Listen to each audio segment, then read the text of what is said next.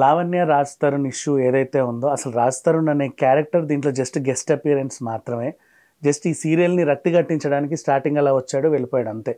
తర్వాత నుంచి లావణ్య ఎపిసోడ్ల మీద ఎపిసోడ్లు కొత్త కొత్త క్యారెక్టర్లు, ఎంట్రీలు, ఎగ్జిట్లు అవుతూనే ఉన్నాయి. ఇప్పుడు రీసెంట్గా ఈవిడ చరిత్ర మొత్తం అసలు అంటే లావణ్య ఎవరు, ఈమె గతం ఏంటి, ప్రస్తుతం ఏంటి, పూర్వం ఏంటి, అసలు పేరేంటి, నకిలీ పేర్లు ఏంటి, ఇవన్నీ కూడా తెలుసుకోవాలని చాలామందికి ఆతృతగా ఉంది. దీని గురించి మాట్లాడే ప్రయత్నం చేద్దాం. మనతో పాటు ఆర్జే శేఖర్ భాష గారు ఉన్నారు. నమస్తే అండి. Hi hi Vignan. కొత్తగా ఈవిడ చరిత్ర అసలు బేసిక్గా లావణ్య అన్విత, ఈవిడ పేరేంటి, ఒరిజినల్ పేరేంటి? లావణ్య అని చెప్తుంది ఇక్కడ చెప్పింది, అన్విత అని గతంలో ఫోటోలు పట్టుకొని దిగినప్పుడు అన్విక అని అప్పుడు చెప్పింది. ఫోటోలు అనేది ఆవిడ ఏదో పెట్టుకున్న స్క్రీన్ నేమ్ లాగా అనమాట. ముద్దు పేరు అన్వి అంటది. అయితే లావణ్య మన్నేపల్లి. అయితే తర్వాత మన దిలీప్ శంకర్ గారు వచ్చాక చౌదరి యాడ్ చేశాడు. మొన్న ఇంకేదో శ్రీ చైతన్యలో జరిగేటప్పుడు ప్రీతి, జ్యోతి, కీర్తి అని, స్వాతి అని ఇంకేవో పేర్లు వచ్చాయి. ఓహ్, అది విన్నారా మీరు?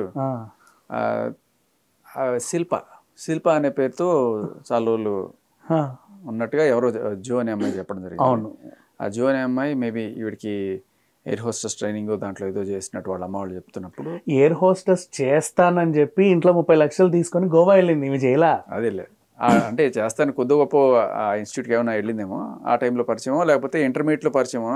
ఇంటర్మీడియట్ కూడా ఇక్కడ చైతన్యలో చేశాను అన్నట్టుగా చెప్తున్నారు. 2008 బ్యాచ్ అని చెప్తోంది అమ్మాయి. సో అప్పట్లో శిల్ప అనే పేరుతో వాళ్ళకి పరిచయము. అప్పట్లోనే ఏమైనా మేము తట్టుకోలేక వేరే కాలేజ్కి వెళ్ళిపోవాల్సి వచ్చిన పరిస్థితి ఉంది మాకు. ఫస్ట్ నుంచి ఇదే బ్లాక్మెయిలింగ్. అండ్ ఇంకొకటి, ఆన్లైన్లో కూడా ఈవిడ రకరకాల పేర్లతో రకరకాల అకౌంట్లు క్రియేట్ చేసి కూడా చాలా మందితో న్యూడ్ చాటింగ్లు చేస్తూ డబ్బులు వేయించుకుంది అని చెప్పేసి కూడా మా దగ్గర ఇన్ఫర్మేషన్ ఉంది. ఇంటర్మీడియట్ టైం నుంచే డైరెక్ట్గా పేరు చెప్పడం, అంటే ఇలా చూసుకుంటూ న్యూడ్ చాటింగ్లు చేయడం, బిజినెస్ నడుస్తుంది. చాటింగ్ చేస్తా వాళ్ళ చేత డబ్బులు వేయించుకునేది. ఓకే, నువ్వు డబ్బులు వేసి ఫస్ట్ కాల్ ఇంతవరకే, తర్వాత ఇంకా డబ్బులు ఇచ్చి జూమ్ బ్యాక్ చేయాలి అనుకుంటే వాడు ఎంతో కొంత వేయాలి. అలా చాలా వరకు అక్కడ అందులోనే చాలా వరకు సంపాదించింది అని కూడా ఒక వార్త ఉంది. ఇంకా తర్వాత వీళ్ళని ఇలా ఒక అబ్బాయి, మనం ఇన్నాళ్ళు అర్పిత్ అనుకున్నాం కదా, అతని పేరు అర్పిత్ కాదట, అవినాష్ అనే అతన్ని బట్ అర్పించుకున్నాడు ప్రాణాలు అయితే అర్పితే. అదే. సో బేసికల్లీ అంటే మీరు గమనిస్తే నిన్న జరిగిన ఇంటర్వ్యూలో కూడా ఆవిడ మాటలు ఏవైతే ఉన్నాయో, సో ఫ్యామిలీని టార్గెట్ చేస్తూ, మిస్సెస్ని టార్గెట్ చేస్తూ, తల్లిని టార్గెట్ చేస్తూ, బేసికలీ ఈ రాజ్ తరుణ్తో మాట్లాడిన బూతుల్లో కావచ్చు, లేకపోతే మస్తాన్ సాయితో మాట్లాడినవి కావచ్చు, ఇవన్నీ కూడా ఆవిడ ఇదే టైప్ ఆఫ్ చేయడంతో ఆల్మోస్ట్ వాళ్ళు ఊరేసుకునే స్టేజ్ దాకా వెళ్ళిపోయారు. So basically she will make abetment to suicide అనమాట. మనుషుల్ని అలా వాళ్ళంతటికి వాళ్ళు సూసైడ్ చేసుకునేట్టు ట్రై చేస్తే ఆవిడకి ఒక అప్పుడెప్పుడో ఎయిర్ హోస్టెస్ ట్రైనింగ్ తీసుకుంటూ గోవాకు కూడా ఇద్దరు అబ్బాయిలతో వెళ్ళి, ఫస్ట్ అంటే ఇద్దరు అబ్బాయిలతో అంటే కలిసి కాదు, ఫస్ట్ ఒక అబ్బాయితో వెళ్ళి అక్కడ ఇంకో అబ్బాయిని తగులుకొని వీళ్ళిద్దరిని కూడా బ్లాక్మెయిల్ చేస్తే అసలు వాళ్ళు ఎక్కడున్నారో కూడా తెలియదు. ఇప్పుడు ప్రెసెంట్ వదిలి పారిపోయారు, అంటే గోవాలో వదిలి పారిపోయారు. వాళ్ళ మీద ఈమె కేసు పెట్టే దాఖలాలు చేయలేదు. మరి ఇంకా నేను గోవాలో పెట్టిందో లేదో కూడా మనకు తెలియదు. ఈమెకి అదే అలవాటు కదా, అబ్బాయి వదిలేస్తే వెంటనే పోలీస్ స్టేషన్కి వెళ్ళి నన్ను ఏదో చేశాడని కేసు పెట్టాడు. మేబీ అక్కడ పెట్టిందో లేదో మనకు తెలియదు. అదంతా యూనియన్ టెరిటరీ వ్యవహారం. అది బేసికల్ అంటే ఇప్పుడు ఒకటి నువ్వు జస్ట్ ఈవిడ కోణంలో వర్టికల్గా ఆలోచిస్తాం, బట్ హారిజాంటల్గా ఆలోచిస్తే ఇలాంటి వాళ్ళు కొంతమంది ఉన్నారు, చాలా మంది ఉన్నారు. కొంతమంది ఏంటి, సో పాయింట్ ఏంటంటే ఇది ఒక ఇండస్ట్రీగా మారిపోయింది. ఏంటంటే కేసులు పెడతాం. ఇప్పుడు అమ్మాయిలకి చాలా ఈజీ కేసు పెట్టడం అనేది. నువ్వు గమనిస్తే ఇప్పుడు నా మీద దాడి చేయించిన విషయం మనుషులతోటి, నిన్న వెళ్ళాను అదే ప్లేస్కి వెళ్ళాను. అక్కడ ఇప్పుడు వాళ్ళన్నీ సీసీ కెమెరాలు అన్నీ పెట్టుకొని ఇంకొకసారి ఇట్లాంటి జరగకుండా సెక్యూర్గా ఉండాలని చెప్పి వాళ్ళు మొత్తం సెట్ చేసుకున్నారు. కానీ అదే రోజు రాత్రి ఆవిడ వెళ్ళి కేసు పెడితే ఆన్ ద స్పాట్ ఎఫ్ఐఆర్ అయిపోయింది. మళ్ళీ ఆవిడ వెంటనే అదే రోజున వచ్చి చూపించడం, ఇగో శేఖర్ భాష నా మీద దాడి చేసేటాడు ఏవో చెప్పేసింది. సో కానీ అదే రోజున నేను కంప్లైంట్ ఇచ్చాను. కాకపోతే నేను హాస్పిటల్ నుంచి వచ్చాను, నేను దెబ్బలు తగిలి పడిపోయినాను కాబట్టి అక్కడి నుంచి ఇచ్చాను, అయింది. కానీ దానికి ఈ రకమైన ఎఫ్ఐఆర్ అయింది అని నాకు అప్పుడు ఏం తెలియదు. సో బేసికలీ మన సిస్టమ్ ఎలా వర్క్ చేస్తుందని నేను చెప్పినా కూడా ఇంకా చాలామందికి తెలియదు. ఎవరన్నా సరే ఒక అబ్బాయి పోలీస్ స్టేషన్కి వెళ్తే వాళ్ళకి నిజంగా అర్థమవుతుంది, ఒక కేసు పెట్టాలి, ఒక అమ్మాయి నన్ను ఇట్లా హెరాస్ చేస్తుంది, లేకపోతే ఒక అమ్మాయి నన్ను కొట్టించడానికి మనుషులను తీసుకొచ్చింది, ఇలాంటి మనం ఏదైనా చెప్పినా కూడా అంత ఈజీగా తీసుకునే పరిస్థితి లేదు. పక్కా సాక్ష్యాధారాలు అన్నీ ఉన్నా కూడా ఇంకా ఆలోచిస్తాం లీగల్ ఒపీనియన్ పంపిస్తాం అని చెప్పి ఇలా తాత్సారం చేస్తూనే ఉంటారు. ఒకవేళ కనుక అయ్యిందంటే దాంట్లో నిజంగా ఎంతో సబ్స్టెన్స్ ఉంటే తప్ప ఒక అబ్బాయి పెట్టే కేసు అమ్మాయి మీద అవ్వదు. ఇది పచ్చి నిజం. మీరు ఏ పోలీస్ స్టేషన్లో అయినా కనీసం వెళ్ళి కానిస్టేబుల్ అడిగినా కూడా చెప్తారు మీకు ఈ విషయం. ఇది నేను ఒప్పుకుంటా. పెద్ద పెద్ద ఎక్స్పర్ట్స్ అని చెప్పుకునే వాళ్ళు అదేంటండి మగాడు పెడితే కాదంటే ఆడవాళ్ళు పెడితే అయిపోతుంది అంటే మీరు ఎప్పుడైనా పోలీస్ స్టేషన్కి వెళ్ళారా, నీ చూసిన మొహమేనా అని చెప్పి అనిపిస్తుంది నాకు. సో అలా అమ్మాయి పెట్టింది వెంటనే అయింది, ఎందుకంటే ఆ అమ్మాయి చెప్తే తీసుకోవాలి. అమ్మాయికి ఉన్న సేఫ్టీ చట్టాలు ఇవన్నీ కూడా ఉన్నాయి అట్లా. కానీ వాళ్ళు వాటిని మిస్యూజ్ చేసే వీళ్ళు ఎంత దారుణంగా. ఇప్పుడు నేను పెట్టిన కేసు 14 రోజుల తర్వాత అయింది, లిటరల్లీ ఎఫ్ఐఆర్ అయింది. అంటే దాని అర్థం ఏంటి, నేను ఏ రకమైన ప్రోబ్ చేయకుండా వాళ్ళే మొత్తం చెక్ చేసుకొని నిజం ఉంది దీంట్లో అని చెప్పి నమ్మారు కాబట్టి ఎఫ్ఐఆర్ అయింది. అదే అంటున్నా, కొన్నిసార్లు లేట్ అవ్వచ్చు కానీ జరుగుతుంది, కానీ కొన్నిసార్లు జరగకూడా పోవచ్చు. తర్వాత ఇంకొకటి ఏమవుతుందంటే, అమ్మాయి నీ మీద కేసు పెట్టింది అని చెప్పి పోలీసులు నేను భయపెట్టి కొంతమంది, అందరూ కాదు, నీ దగ్గర నుంచి డబ్బులు కొంచెం ప్రయత్నాలు ఇలాంటివన్నీ చేయొచ్చు. సో బేసికల్లీ దీనికి స్టాప్ పెట్టాలి. ఇప్పుడు లావణ్య ఆవిడ ఏం చేసింది, ఆవిడ పూర్వాశ్రమంలో ఎంతమందిని ఇట్లా చేసింది, ఇవన్నీ కూడా ఒకటి ఆవిడని డిఫేమ్ చేయడం కోసం కూడా కాదు. అవునవునవును, ఇది రేపు ఫ్యూచర్లో ఇంకొకటి జస్ట్ అన్ ఎగ్జాంపుల్ అంతే. సో నాకు ఇంకో డౌట్ యాక్చువల్గా, సరే అబ్బాయిల వ్యవహారం బాగానే ఉంది, ఇదే లావణ్య మీద 2023లో అదే నార్సింగి పోలీస్ స్టేషన్లో ఒక అమ్మాయి కేసు పెట్టింది. మరి ఆ కేసు ఎందుకు వెలుగులోకి రాలేదు? ఎందుకు రాలేదు? అమ్మాయే పెట్టింది. అదేంటంటే ఇప్పుడు అమ్మాయి కేసు కాబట్టి అమ్మాయి పేర్లు ఇవన్నీ కూడా బయటకి ఇవ్వకూడదు. నేను చాలా రోజులు అది బయటికి తీసుకురాలా.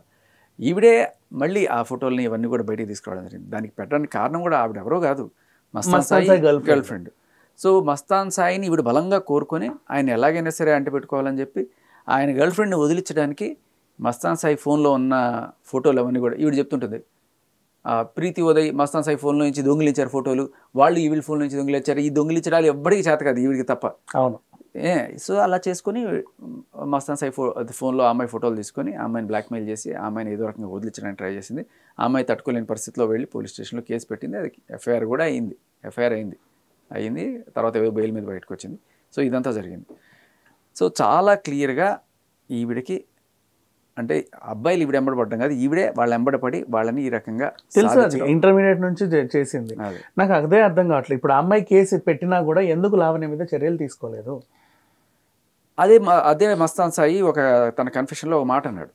ఈవిడ ఒక హయ్యర్ పోలీస్ ఆఫీసర్తో చాలా సన్నిహిత సంబంధాలు కొనసాగిస్తోంది. ఓకే. దానివల్ల ఆయన ఈవిడ్ని కొమ్ముగా దానిక ఎక్కడ ఎవరు ఏం చేసి, నీకు దమ్ముంటే నార్సింగి పోలీస్ స్టేషన్ రా, నీకు దమ్ముంటే నార్సింగి పోలీస్ స్టేషన్కి రా అనేది కాదు. ఒక ఛానల్లో కూర్చొని మీరు కావాలంటే ఫోన్ చేయండి, వాళ్ళకి ఫోన్ చేయండి, ఇప్పుడు నేను నంబర్ ఇస్తాను, ఫోన్ చేయండి, నా మీద ఏమైనా కేసులు ఉన్నాయో ఏమో అడగండి అంటే వాళ్ళు ఈవిడ ఫోన్ చేయడం, వాళ్ళు ఫోన్ తీసి లేవండి ఈవిడ పేరు మీద ఏం కేసులు లేవండి వాళ్ళు వెంటనే చెప్పడం. అంటే లిటరల్లీ నేను ఫోన్ చేస్తాను ముందే చెప్పింది. అలా ఎలా జరుగుద్ది అసలు? పోలీసు వాళ్ళకి అలా ఫోన్లు చేస్తే అసలు మీరు ఎవరా ఏం కావాలి అని గట్టిగా అడుగుతారు. అంత ఈజీగా ఇదేమన్నా డైలీ యువర్ కాల్ ప్రోగ్రామ్ కాదు కదా, వెంటనే ఫోన్ వస్తుందేమో అని కాచకు కూర్చోడానికి. సో అంటే బేసికలీ సామాన్య ప్రజానికానికి ఎవరికైనా సరే ఇది చూసే వాళ్ళకి డౌట్ వచ్చేది ఏంటి అంటే, నిజంగానే ఎవరన్నా ఉన్నారా, వాళ్ళ బావో వాళ్ళ మామో ఎవరన్నా అక్కడ కూర్చున్నారా? ఈవిడ ఇంకో మాట కూడా ఉంటుంది, నువ్వు గమనించవలేదు, నేను డ్రగ్ కేసులో పట్టుకుంటున్నారు అంటున్నారు కదా, ఏ రకమైన ఆధారాలు లేవు, కావాలంటే ఒక్క ఆధారం చూపించమనండి వాళ్ళని. మరి 3 సార్లు బెయిల్ ఎందుకు రాలేదు? ఫస్ట్ ఆఫ్ ఆల్ డ్రగ్స్ కేసులో అరెస్ట్ చేయరు, బాధితురాలు అంటారు. అవును, నువ్వు పెడ్లర్ అయితేనే నేను అరెస్ట్ చేస్తారు, నువ్వేదో రాజకారం చేస్తేనే 3 సార్లు బెయిల్ ఇవ్వాల నీకు. అవును, అది ఇంకా ప్రూఫ్ కాదని నువ్వు ఎలా మాట్లాడతావు? ఎలా మాట్లాడతావు అంటే ఇక్కడ జడ్జి గారు రాంగ్, లాయర్లు రాంగ్, పోలీసులు రాంగ్, ఈవిడ కరెక్టా? పోలీసులు అడగమంటుంది, పోలీసులు ఎవరైనా చూపించమండి, ఒక్క ఆధారం నా మీద ఎక్స్ట్రా ఒక్క ఆధారం ఉంటే చూపించమని అని అంటుంది. అంటే దాని అర్థం ఏంటి, మాయం చేశారా ఆధారాలన్నీ? అదే కదా డౌట్ వస్తుంది నాకు. మాయం చేసేసి మరి ఒకవేళ నిజంగానే ఆధారాలు లేకుండా అరెస్ట్ చేస్తే వాళ్ళ మీద కదా ట్రూ అది ఆవిడ కేసు పెట్టాల్సింది, వాళ్ళ ఉద్యోగాలు కదా పీకించాల్సింది. సో వాళ్ళ జోలికి వెళ్లకుండా నన్ను లేకపోతే ఇలా ఆధారాలు చూపించే వాళ్ళని మనల్ని వేసుకుంటుంది, మనల్ని ఇట్లా బూతులు తిట్టు మాట్లాడుతుంది, ఒక ఛానల్లో పెట్టుకొని ఆ ఛానల్ వాళ్ళు అమ్మ నువ్వు రమ్మ కూర్చోమ్మ, నువ్వు ఏది తిట్టాలంటే తిట్టు అని చెప్పి చేస్తుంటే, అంటే దాని అర్థం ఏంటి? బేసికలీ వాళ్ళు ఏదైనా లాలుచి పడ్డారా? ఇప్పుడు నిజంగానే ఒక అమాయకురాలైన అమ్మాయిని ఒక పోలీస్ ఆఫీసర్ తీసుకెళ్ళి అరెస్ట్ చేసి 45 రోజులు జైల్లో ఉంచాడంటే, ఆ అమ్మాయి ఇప్పుడు ఇంత ఫైట్ చేస్తున్న అమ్మాయి ఊరుకుంటుందా? ఖచ్చితంగా ఆయన మీద బయటకు వచ్చిన తర్వాత ఇప్పుడు రాజస్థాన్ మీద ఎలా ఫైట్ చేసిందో, నన్ను అక్రమంగా అరెస్ట్ చేశారు, అసలు వీళ్ళందరూ చిన్నవాళ్ళు. అవును, ఆవిడ నిజంగా జైల్లో పెట్టింది ఆయన కాబట్టి ఆయన మీద కదా ఫైట్ చేయాల్సింది. ఎగ్జాక్ట్లీ. అది ఎందుకు చేయట్లేదు అంటే, ఏదైనా సెట్టింగ్ చేసుకున్నారా? ఆ సెట్టింగ్లో భాగంగా నీకు నీ సాక్ష్యాలన్నీ నేను పక్క తెప్పించేస్తాను, ఏదో రకంగా మేనేజ్ చేసి నేను బయటికి తీసుకొస్తాను. అలాంటప్పుడు ఏమవుతుంది, ఈ అమ్మాయి ఖచ్చితంగా నన్ను బయట పడేశాడు కాబట్టి నేను ఈయన మీద కేసు పెట్టను. నిజంగా ఆధారాలు లేకుండా ఉండే అమ్మాయి అయితే ఖచ్చితంగా కేసు పెడుతుంది, 100% పెట్టు. ఆయన మీద పోరాడుతుంది. అవును. సో ఇక్కడ మనకి ఏం అర్థమవుతుంది, ఎవరికైనా డౌట్ వస్తుంది అందరికీ డౌట్ వస్తుంది సామాన్య. ఇప్పుడు పిల్లడికి కూడా వస్తుంది, ఆధారాలు లేవు, కావాలంటే మీరు అడగండి, ఆ పోలీస్ ఆఫీసర్ ఫోన్ చేసి అడగండి, నా మీద ఆధారాలు లేకుండా ఎలా పెట్టారా కేసు. అండ్ ఇప్పుడు ప్రెసెంట్ కొత్త అప్డేట్ ఏంటి, మీ దగ్గర ఏదో ప్రూఫ్ ఉంది అన్నారు, ఏంటది? ఈవిడ నిన్న ఒక కాల్ వినిపించింది మనకి. మస్తాన్ సాయి అక్కడ జైలు నుంచి పోలీస్ స్టేషన్ కస్టడీకి ఏదో వెళ్తూ ఈవిడికి ఫోన్ చేశాడని. ఆవిడికి ఫోన్ చేసి, అలా ఫోన్ ఇవ్వరు కదా, అంటే అక్కడి నుంచి బయటకు వచ్చి వెళ్తున్నప్పుడు అలా ఇవ్వరు, ఏదో మేనేజ్ చేసుకుని ఉంటారు. ఆయన ఈమెకి ఎందుకు చేయాలి మస్తాన్ సాయి? అది కూడా నా దగ్గర 5 నిమిషాలు ఉన్నాయి, ఈ 5 నిమిషాల్లో నేను నీకే కాల్ చేశాను, నీకే ఎందుకు కాల్ చేశాను అంటే ఈవిడ నాకే కాల్ చేసావా నువ్వు అంటే మన మధ్య ఎంత బంధం ఉంది అనేది ఈవిడ చూపించుకుంటుంది. సూపర్. ఇప్పుడు ఇక్కడ నేను చెప్పేది ఏంటి తెలుసా, కస్టడీ నుంచి జైలుకో, జైలు నుంచి కస్టడీకో, కస్టడీ నుంచి హాస్పిటల్కో, పోలీస్ స్టేషన్కో తీసుకెళ్లే టైంలో వాళ్ళకి ఫోన్లు ఇవ్వరు ఏ పోలీస్ వాళ్ళు కూడా. ఇచ్చారు అంటే వాళ్ళ మీద కూడా చర్యలు ఉంటాయి. అంటే ఒకళ్ళు ఇంతకాలం ఇంత అరాచకం చేస్తూ కూడా వాళ్ళ మీద ఏం చర్యలు లేవు అన్నప్పుడు కూడా కళ్ళ ముందు వీళ్ళే వచ్చి అంటే డ్రగ్ పెడ్లర్లు మరి తప్పుడు కేసులు పెడుతున్నారు, మన కళ్ళ ముందు కనబడుతుంది, అందరినీ వచ్చి పచ్చిబూతులు తిడుతున్నారు, అమ్మాయిల్ని డిఫేమ్ చేస్తున్నారు, వాళ్ళ క్యారెక్టర్స్ని డిఫేమ్ చేస్తున్నారు. హర్యానా అంటది, లేకపోతే ఆ ప్రీతి అంటది, ఇంకోళ్ళ అందరి ఫోటోలు బయటపెట్టి ఇంత నీచంగా చేస్తున్నా కూడా వాళ్ళని ఏదో స్వతంత్ర పోరాట సమరయోధుల్లాగా కూర్చోపెట్టి ఇంటర్వ్యూలు చేస్తుంటారు. అండ్ వాళ్ళు పచ్చి బూతులు తిరితే వచ్చిన టాపిక్ కాకుండా తిట్టింది దేనికోసం, సేక్రెడ్ భాష ఎవరికి పుట్టాడు అనేది టాపిక్, అది వాళ్ళ thumbnail. సో బేసికలీ వాళ్ళ అఫిలియేషన్ కూడా అర్థమవుతుంది. నీకు ఒక ఛానల్ ఉంది, అర్థమవుతుంది చాలా క్లియర్గా జనాలకి. ఓకే, నువ్వు బయటికి వెళ్ళి ఏ పిచ్చి వాగుడు వాకుండా ఎవడు పట్టించుకోడు, ఎవడు ఏ ఛానల్ వాళ్ళు పట్టించుకోవట్లేదు. పాపం ఆ ఛానల్ వాడు మాత్రం నువ్వు కూర్చోబెట్టి నువ్వు తిట్టమ్మా తిట్టు, ఏం తిట్టినా మేము వేస్తాం అని చెప్పండి, లేకపోతే నువ్వే 4 తిట్టు మాకు ఏదైనా రేటింగ్ వస్తుంది అంటున్నారా. బట్ ఎథిక్స్ లేని ఇది అనిపిస్తుంది ఖచ్చితంగా. ఇక్కడ ఆవిడకన్నా వెళ్తే తప్ప ఎక్కువ. ఇక్కడ ఎథిక్స్ అనేవి ఆ ఛానల్ వాళ్ళకి లేకపోవడం కాదు, ఆమె పెట్టుకున్న లాయర్కే లేవు. Of course. మరి ఎథిక్స్ అనే పదానికి వీళ్ళు చాలా దూరం. అదే మీరు దాన్ని తీసుకొచ్చి ఆ ఎథిక్స్ అనే పదాన్ని అవమానించినట్టే ఉంది. అంటే ఇక్కడ నేను చాలా మందిని చూస్తుంటాను, ఒకవేళ సరే నేను మధ్యలో పాయింట్ డైవర్ట్ అవుతున్నాను. నేను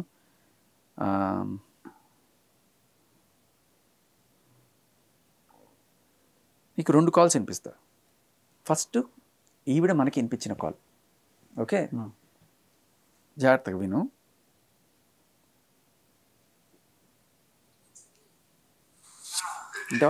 వినిపిస్తుంది. బాలేను.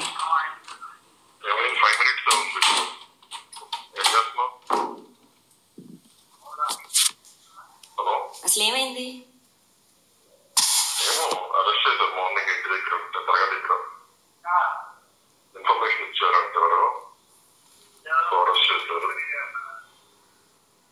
అందరూ నన్ను అంటున్నారు.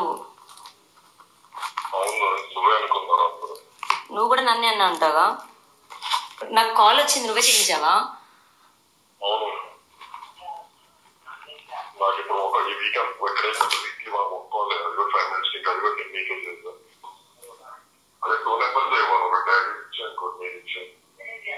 ఎప్పుడు వస్తావు?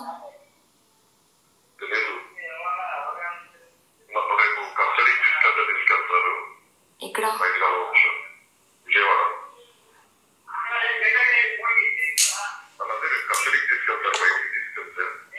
మీ వాళ్ళు వస్తారేమో. ఫస్ట్ నువ్వు వాళ్ళకి చెప్పు.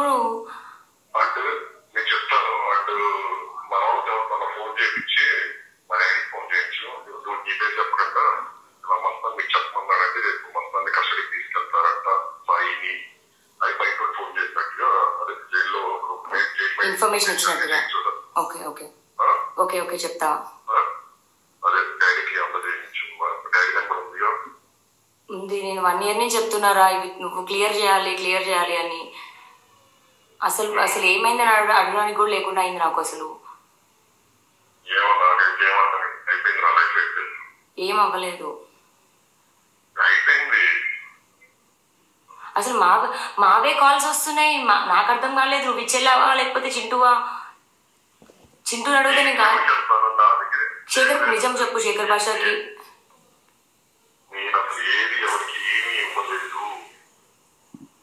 శేఖర్ భాష నాది చింటూ కాల్ కూడా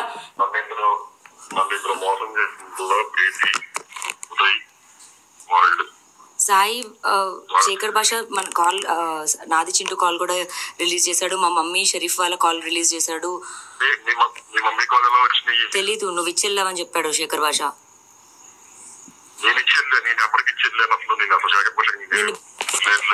నువ్వు ఎప్పుడు వస్తావు?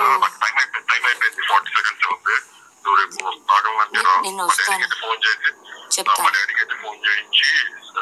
నిజంగా నువ్వు ఇవ్వలేదా? నిజంగా నువ్వు ఇవ్వలేదా?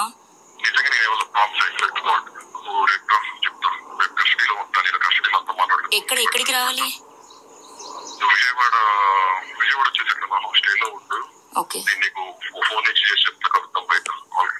ఓకే సరే బాయ్.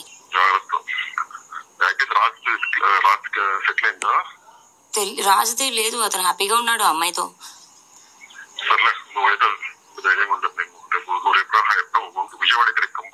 సరే ఓకే. ఈ కాల్ గురించి నాకు అర్థమైంది చెప్తాను, మీకు అర్థమైంది మీరు చెప్పండి.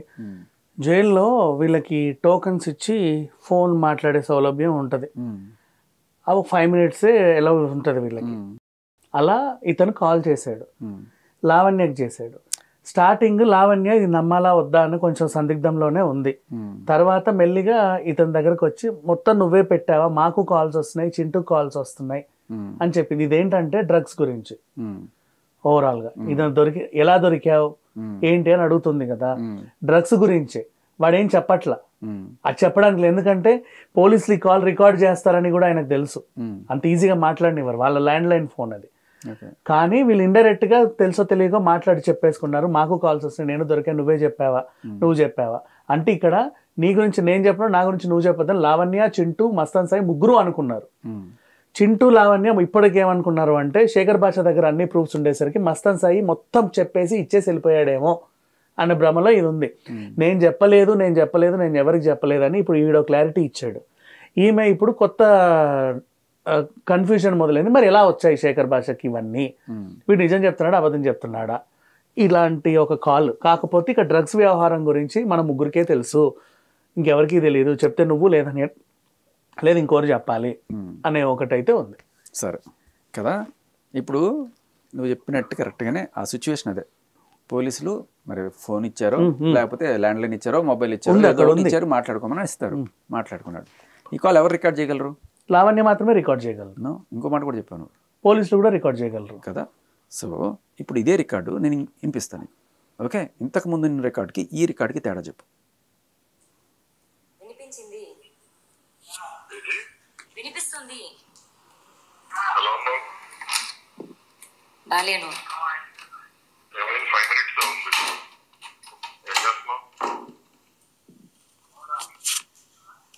అసలు ఏమైంది?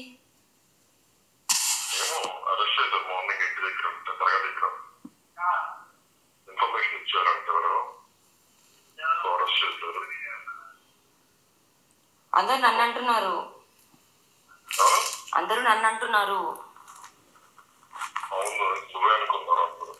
నువ్వు కూడా నన్నే అన్నా అంటావా? నేను రానా? ఈ మాట ఉందా? నేను రానా అనేది ఉందా? మెమరైజ్ చేసుకో.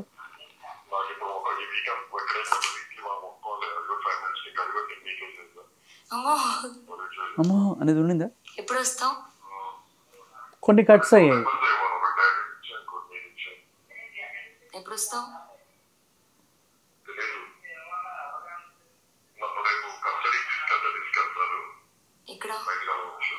దీనికి చిన్న కట్స్ ఉన్నాయి.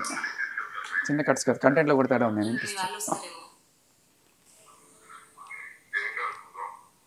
ఫస్ట్ నువ్వు వాళ్ళకి చెప్పు.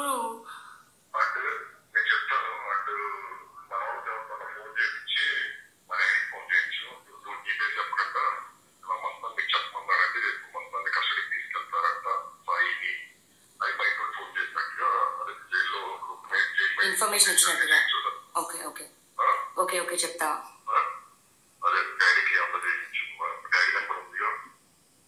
నేను 1 ఇయర్ నుంచి చెప్తున్నారా ఇవి నువ్వు క్లియర్ చేయాలి అని అసలు ఏమైందని అడగడానికి కూడా లేకుండా అయింది నాకు అసలు. ఏం అవ్వలేదు. ఎందుకు?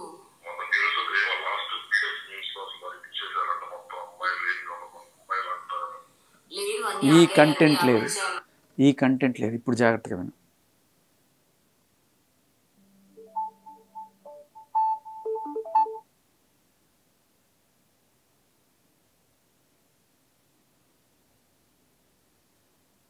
జాగ్రత్తగా విని కంటెంట్.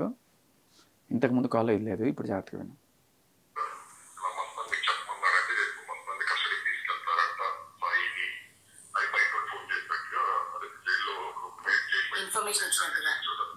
ఇక్కడ పాయింట్ ఏంటంటే నా జీవితం అయిపోయింది, ఇంకా నా జీవితం సర్వనాశనం అవునవును అంటే లేదు ఏమైంది, ఏం కాలేదంటే ఇంకేం కావాలి. మా చెల్లెలి ఫోటోలు, మా అమ్మతో ఉన్న ఫోటోలు, మా పిన్నితో ఉన్న ఫోటోలు కూడా వాటిని అంటే ఈ అబ్బాయి ఫోన్లో ఉన్న ఫోటోలు అన్నీ ఈవిడ తీసుకుంది, అన్నీ మీడియాకి ఇచ్చింది.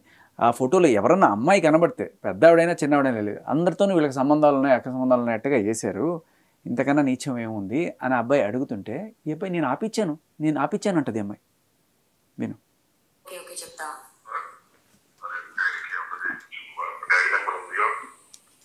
నేను 1 ఇయర్ నుంచి చెప్తున్నారా ఇవి నువ్వు క్లియర్ చేయాలి అని అసలు ఏమైందని అడగడానికి కూడా లేకుండా అయింది నాకు అసలు. ఏం అవ్వలేదు. ఎందుకు?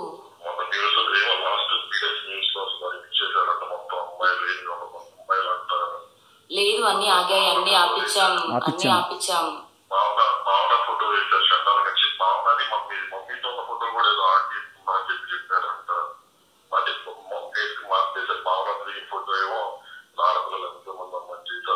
లేదు అన్ని ఆపిచ్చాం సాయి, అన్ని ఆపిచ్చాం, ఇప్పుడేం రావట్లేదు. ఈ కంటెంట్ ఇందాక లేదు. ఎస్. ఎందుకు ఇప్పుడు ఆ రికార్డింగ్ ఏంటి, ఈ రికార్డింగ్ ఏంటి? ఎందుకంటే ఈవిడే టీవీ ఛానల్స్ అన్నిటికీ ఇచ్చి మనం చూసాం ఆ రోజు. మస్తాన్ సాయి ఫోన్లో ఏమి దొరికాయి, మస్తాన్ సాయి ఫోన్లో పోలీసులు సీజ్ చేశారు, దాంట్లో దొరికిన పచ్చి అబద్ధం. మస్తాన్ సాయి ఫోన్ సీజ్ చేయలేదు.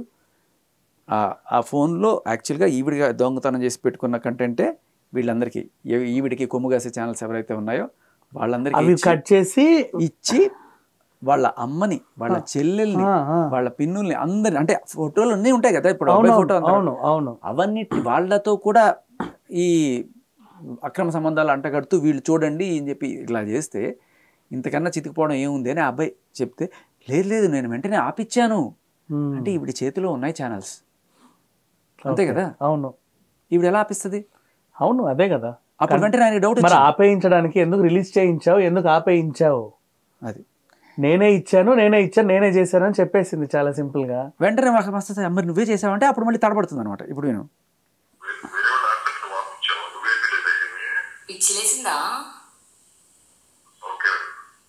నువ్వు వేపీలేదా ఇవన్నీ అంటే పిచ్చిలేసిందా అంటే ఈవిడ దగ్గర తప్ప అవి ఎవరి దగ్గర లేవు. ఎందుకంటే ఈవిడే 2023 ఏప్రిల్ నుంచి ఇదే ట్వీట్లు కూడా చేస్తుంది. తన ఫోన్లో 800 ఫోటోలు ఉన్నాయి, అవన్నీ నా దగ్గర ఉన్నాయి, నేను చూపిస్తాను, నా దగ్గర ఎవిడెన్స్ ఉంది అని చెప్పి పోలీసులకి వాళ్ళకి వీళ్ళకి అన్ని ట్వీట్లు చేస్తాను. ట్వీట్ టు పవన్ కళ్యాణ్, మన కేటీఆర్ అందరికీ పెట్టింది అప్పట్లో. ఓకే, సో ఈవిడ తప్ప ఎవరు ఇచ్చే ఛాన్సే లేదు. మావే కాల్స్ వస్తున్నాయి, నాకు అర్థం కాలేదు నువ్వు ఇచ్చేలావా లేకపోతే చింటూ అడిగితే నేను కాదు. తర్వాత అది ఎడిట్ చేసి ఇది మాత్రం పెట్టుకుంది, ఎందుకంటే దాంట్లో ఈవిడ డీఫేమ్ అవుతుంది కాబట్టి. అవును ఆవిడకి ఛానల్స్కి లింక్ ఉంది అనే విషయం అర్థమవుతుంది కాబట్టి.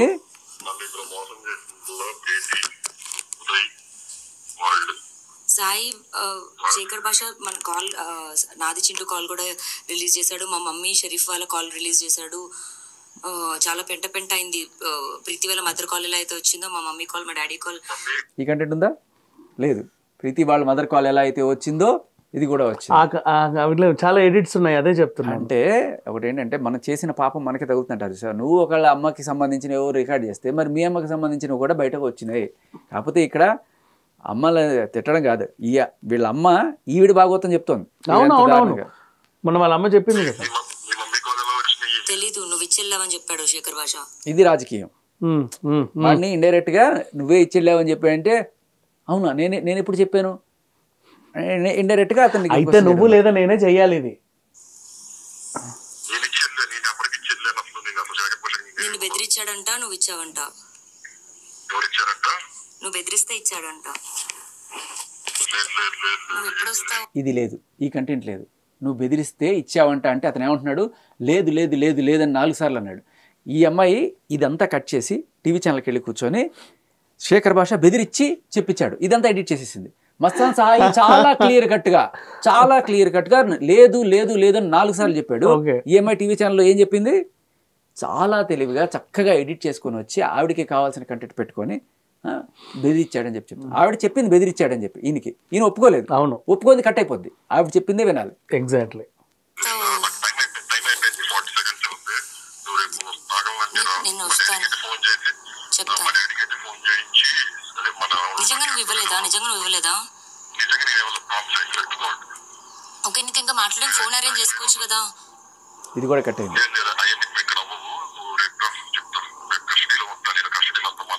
ఎక్కడికి రావాలి? ఓకే ఓకే సరే, ఫోన్ అరేంజ్ చేసుకోవచ్చు కదా అనేది కట్ అయింది ఇందాక.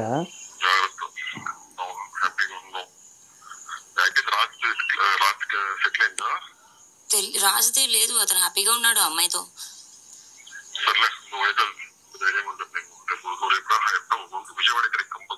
సరే ఓకే. తింటున్నావా?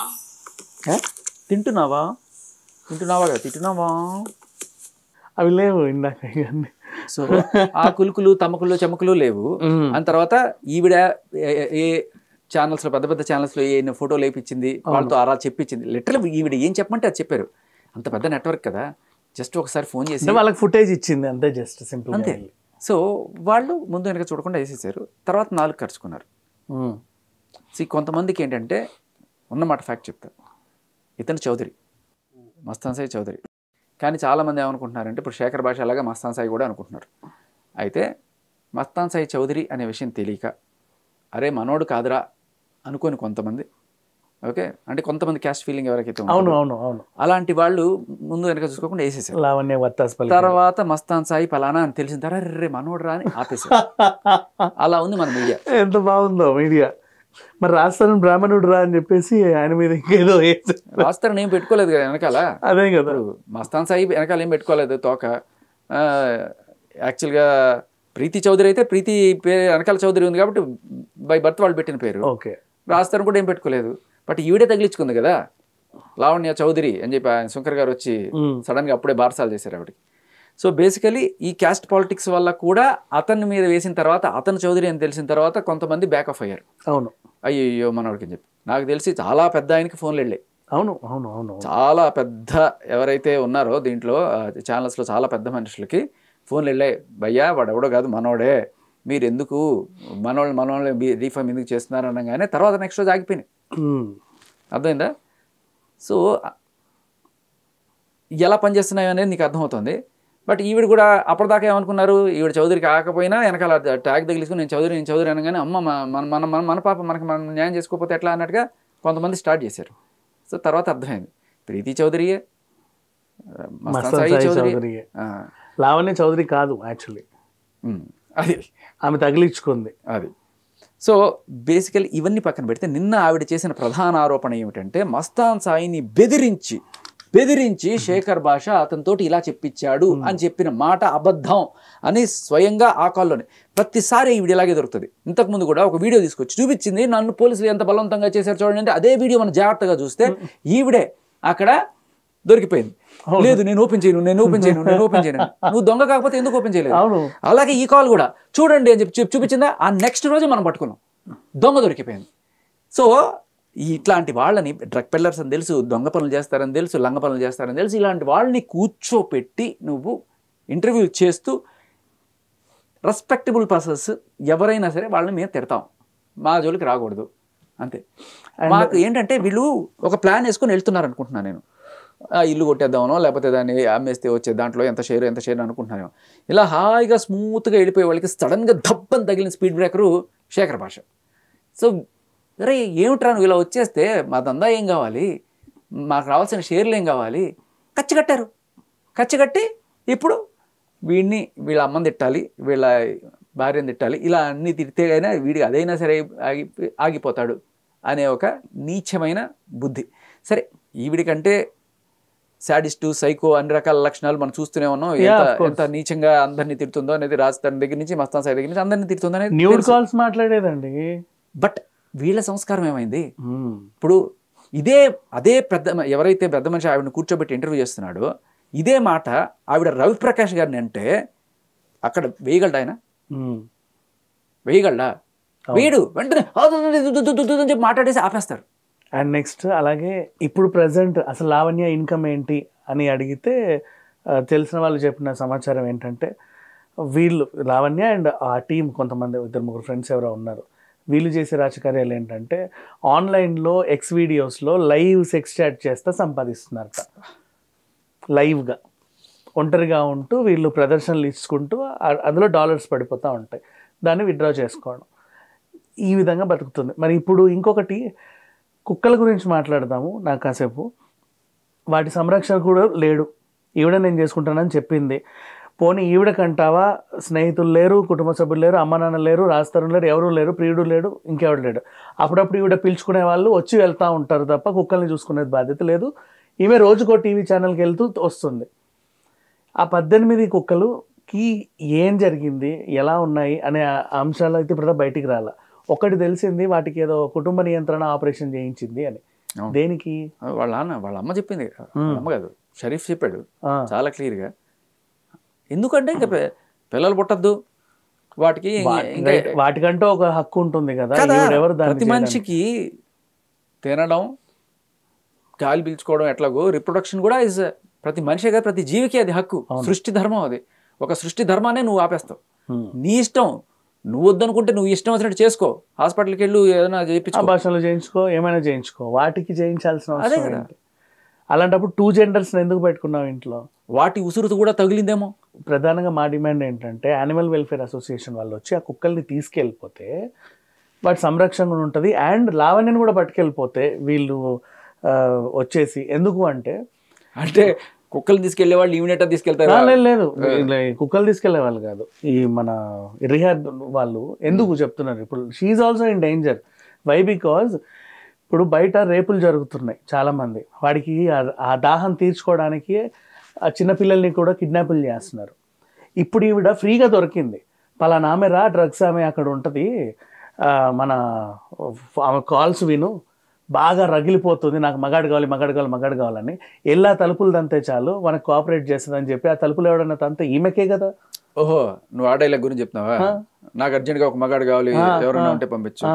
సో బేసికల్లీ ఈవిడ ఇలా మాట్లాడి ఓకే ప్రపంచం అంతా ఇలాగే ఉన్నారు అనుకొని వాళ్ళని వీళ్ళని అనడం వల్ల ఉపయోగం ఏముంది?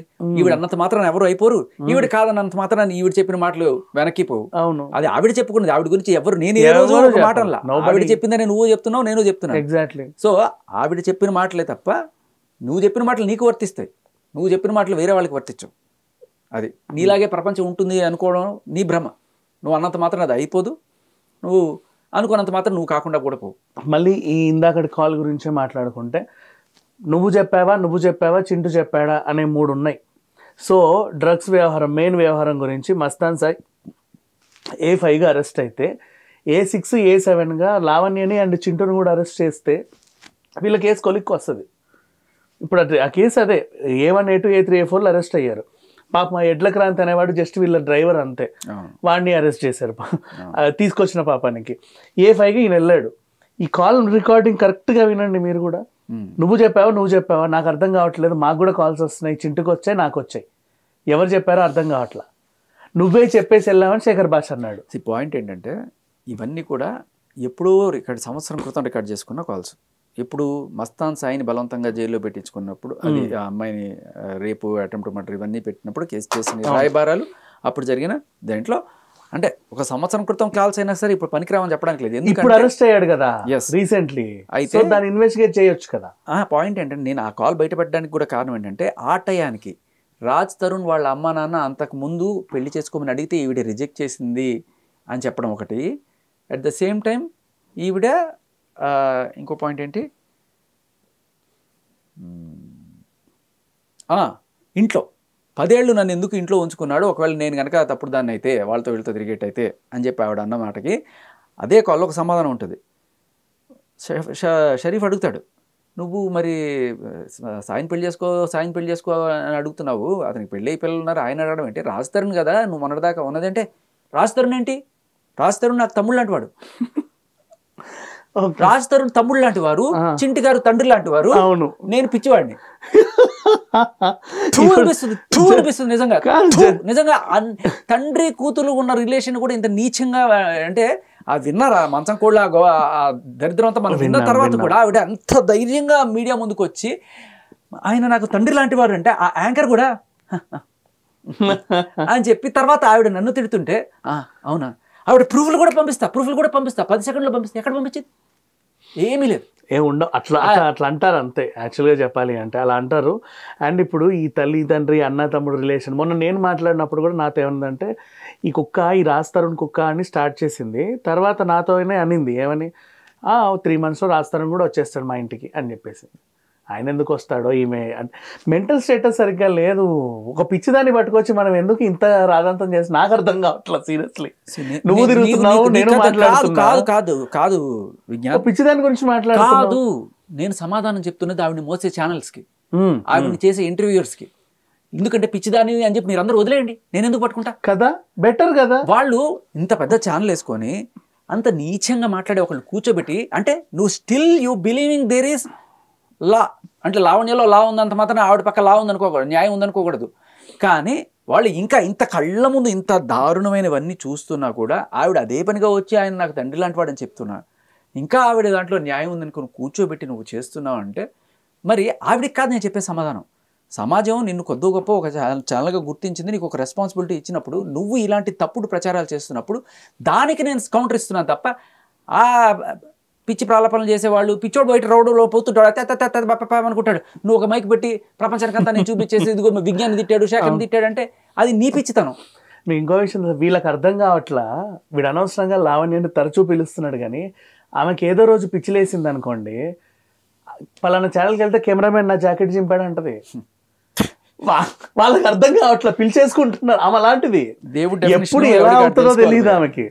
మేము అందుకే పిలవము, ఎందుకంటే ఇప్పుడు వచ్చింది అనుకోండి రాగానే అదేంటిది పలానా ఈ కెమెరామెన్ లేకపోతే యాంకర్ లేకపోతే ఇంకెవడో వచ్చి నా జాకెట్ చింపాడు. పాయింట్ ఏంటంటే పిలవడానికి ఒక రీజన్ ఉండాలి కదా. అమ్మో వద్దు, ఎందుకు రీజన్ చెప్పుకొని వచ్చింది, రాజ్ తరుణ్ నాకు అన్యాయం చేశాడు, ప్రపంచం అంతా అర్థమైంది, ఇంక్లూడింగ్ కోర్టు కూడా. నీ తమ్ముడు లాంటి వాడు నిన్ను అభాషణ చేసి అన్యాయం చేశాడు. ఒకరు తమ్ముడు లాంటి వారు, ఒకడు తండ్రి లాంటి వాడు. దేవుడా, నీ లాయర్ని ఒకటే వదిలేసావు, వాడిని ఎందుకు వదిలేసావు? నిజం చాలా మంది కామెంట్స్లలో అమ్మ తల్లి నువ్వు అందరినీ చేసావు కదా, నీకు ఇంత సపోర్ట్ చేసా, మీ లాయర్ని మాత్రం ఎందుకు వదిలేసావు, వాడిని ఎందుకు తగులుకోలేదని కామెంట్లు పెడుతున్నారు దరిద్రంగా. దాన్ని ఏమన్నా చూడాలి చెప్పు, ఇట్లా ఉంది పరిస్థితి. సో ఓవరాల్గా అంటే బేసికల్లీ ఒకళ్ళు అంటే సాటి మనిషి అంటాం చూసారా, ఇప్పుడు మనం దొంగ అనుకో, సాటి దొంగ, ఒక బూతుల పురాణం అనుకో, ఒక బూతుల పురాణం, అరే మనం ఒకటరా అమ్మ అని చెప్పి, అంటే ఆయన ఏ రేంజ్ లో బూతులు మాట్లాడుతున్నాడు మనం చూసాం కదా. సో ఈవిడ బూతులు మాట్లాడితే తప్పేంటి అని చెప్పి ఆయన కూడా బూతులు మాట్లాడుతున్నాడు అనమాట. సో సరే ఈవిడి చదువు ఏమిటో మనకు తెలియదు, ఆయన చదువుకున్నాడు, లాయర్ చేశాడు, అన్ని చేసిన తర్వాత ఆయనంత నీచంగా మాట్లాడుతున్నాడంటే ఈవిడ ఇన్ఫ్లుయెన్సా, ఈవిడ ఇంకేమైనా అలవాట్లు చేసిందా ఈయనకి? ఎందుకైనా అంత నీచంగా దిగజారిపోయాల్సిన మాట ప్రపంచంలో అందరితో తూను ఊహించుకునే పరిస్థితిలో ఉన్నాడు ఇప్పుడు ఆయన. ఎగ్జాక్ట్లీ, అందరూ ఎప్పుడైనా సరే తెలిసిన వాళ్ళు తెలియని వాళ్ళు అందరూ కూడా తూను వస్తున్నారు. ఎందుకు అంత నీచానికి దిగజారిపోయాడు ఆయన? ఈమెను పట్టుకున్నాం, ఒక నీచంతో ట్రావెల్ అయ్యి అతను నీచంగా మారిపోయాడు. దానికి ఏం చేస్తాం? అయి ఉండొచ్చు, లేదు అంటే ఓకే మనం బరంపురం, నువ్వు బూతులు తిడతావు, నేను బూతులు తిడతాను, మన బూతులు తిట్టే వాళ్ళందరికీ ఒక సంఘం, మనకి న్యాయం జరగాలని చెప్పి పోరాడుతున్నారు. అలాగే ఉంది పరిస్థితి. అండ్ ఇప్పుడు దీని తర్వాత ఇంకేమున్నాయి మీ దగ్గర? ప్రూఫ్స్ ఏమైనా ఉన్నాయా? ఉన్నాయి, ఒకటి మీకు పంపిస్తా. అది ఫస్ట్ పర్సన్ కాల్ కాదు కాబట్టి ఇప్పుడు ఏదన్నా సరే నేను ఇప్పటిదాకా ప్రజెంట్ చేసేవన్నీ కూడా లావణ్య డైరెక్ట్ గా ఇన్వాల్వ్ అయ్యి మాట్లాడినవి. అవును, బట్ లావణ్య గురించి థర్డ్ పర్సన్ మాట్లాడినవి కొంత క్రెడిబుల్ గా ఆవిడ చెప్పిన మాటలు. అందులో షరీఫ్ కూడా ఉన్నాడు, మీకు పంపిస్తాను, మీరు వేసుకోండి. ఈవిడ చరిత్ర ఆల్రెడీ ఉంది బయట, ఆల్రెడీ మార్కెట్లోనే ఉంది, నీకు మళ్ళీ పంపిస్తాను. Thank you so much.